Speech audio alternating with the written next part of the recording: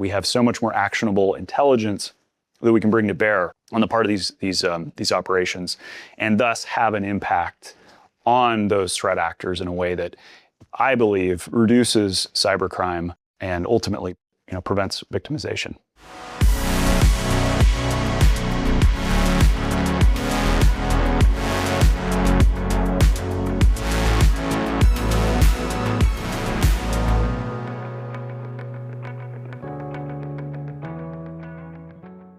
What does it mean to you, the work that SpyCloud does, especially what we do in collaboration with law enforcement or other regulatory bodies to disrupt cybercrime? What does that mean to you, and how does SpyCloud's 10 years of doing business make that meaningful?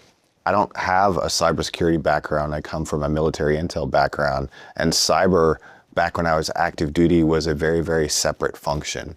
Now you see integration everywhere, because consumers face cybersecurity risk in just the daily business of their lives. Every single company has to face cyber risk, insider threat, ransomware attack risk at every single company size and level. This is not really something that was the case 10 years ago, but it very, very much is the case today. And to be a part of the team at SpyCloud in providing layers of protection for everybody that faces that risk every day is pretty cool for me. Yeah, the other aspect to what we do that is, I know you have a role in this, certainly, we publicly are a part of a lot of these law enforcement operations, these working groups, public-private sector, working groups. To me, one of the things that is so impactful about that 10 years of being in business is the data, right?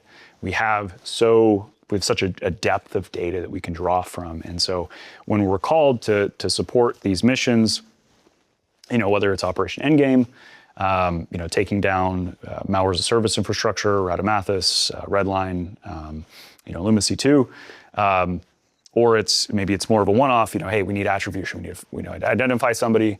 For the good guys, it's doing bad stuff.